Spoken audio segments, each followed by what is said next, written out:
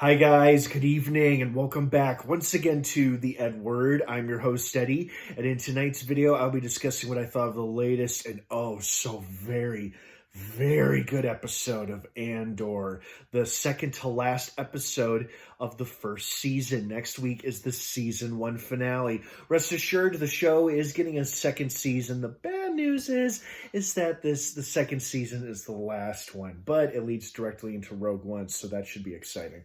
But I'm about to talk about what went down in tonight's episode. So if you're not caught up on Andor by this episode or previous episodes, you do not want to keep watching or listening, as I will be discussing spoilers, plot details, character stuff, big spoilers, all that jazz. That being said, you have been warned. Let's get right back into it. First and foremost, B2, the little red droid, broke my heart throughout this whole damn episode. Like that opening shot where we show his eye and he starts shaking wildly and then the cup falls off of him or whatever. And we realize all the people in the house. It's like, oh no, she's gone. Andor's mother has passed and he's not handling it well. Oh, my heart broke for the little droid. And then it's like the other Ferrix residents were trying to cheer him up or keep him company or comfort him. And it's like he was unresponsive. And then like his little stutter, his little electronic stutter had an even sadder tone behind it, or like the meaning behind his stutter was even sadder because now his main master and friend has passed on. And it's very sad. I was kind of hoping that we would get to see her kind of go out in a blaze of glory, since she was always like a determined old rebel. But I guess she's moved on. Very, very sad.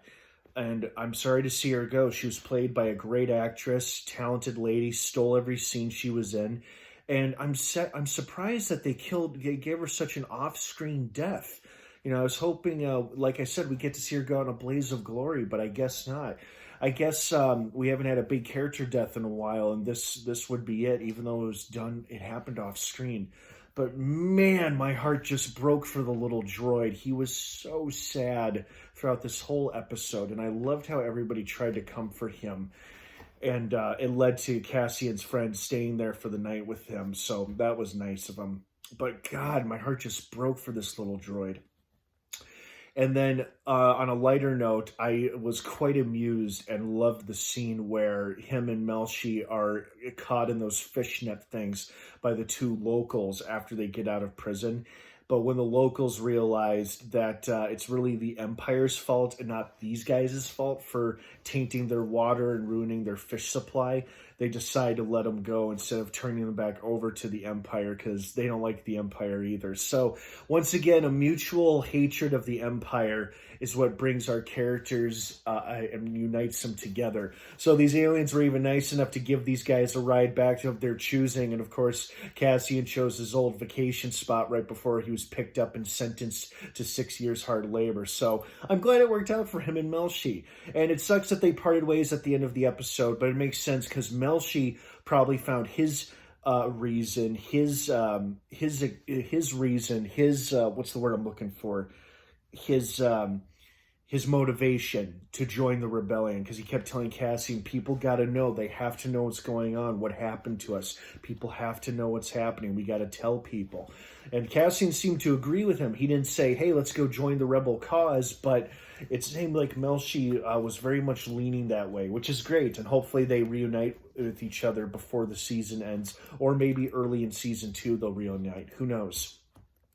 Boy, Luthen had a close call and a very awesome scene in this episode with the little dogfight between him and the TIE fighters, using that badass ship of his, which not only destroyed the Imperial ship's tractor beam, but then cut the two TIE fighters to pieces by doing some spinning maneuver and shooting out freaking laser beams, destroying both of them. I'm like, what the hell is this ship? This thing is awesome. Oh, that was a great but tense scene for a while, because I thought, oh shit, is he going to get boarded?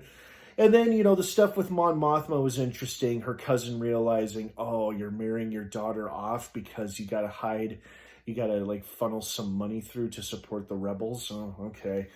And then I love the scene with Vel and Luthen's employee at the store, how she was trying to talk in code the whole time, but Vel wasn't having it, and she was trying to be blunt and straightforward, but then the woman in her own calm yet assertive way was like, I deal with panicky faced customers like you every day or all the time.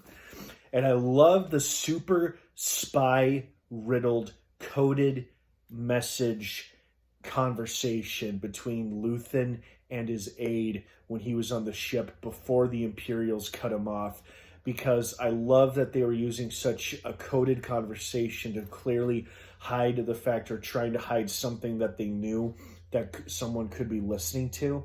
So they tried to keep it business-like for their antique front. I thought that was pretty cool. That was a nice spy thriller touch to it. I also love that we got to see Saw again and his rebels. I guess that guy's name is Tubes, the one with the alien with the long rifle who dukes like this, you know. And then Luthen like points at him out and says that he's his source within Saw's cell, but of course it's just to get Saw to calm down. And I love how Saw is at first shocked by it, but then understands why they're going to allow that other rebel cell of Anton, of Krieger and his 30 men to fall into the ISB trap and basically get slaughtered if it's for the greater good of the rebel cause. And I think this further cements Saw's fundamentalist beliefs and attitude towards the rebellion, towards the Empire, with shit like this, you know, being enabled and fueled by people like Luthen. Because Luthen doesn't strike me as an extremist. He might be an extremist in his own way, but I like how he did spare or warn Saw and his men, hey, forget the mission, it's off, you know, the ISB is going to be waiting for you and all these guys are going to get killed. And we're not going to warn them because then ISB will know there's a mole in their bureau and they'll try to figure out who it is, and we can't risk losing our mole, our source. So the stakes, I love the spy stakes on this show. Like the stakes are so high with all of the spying that goes back and forth.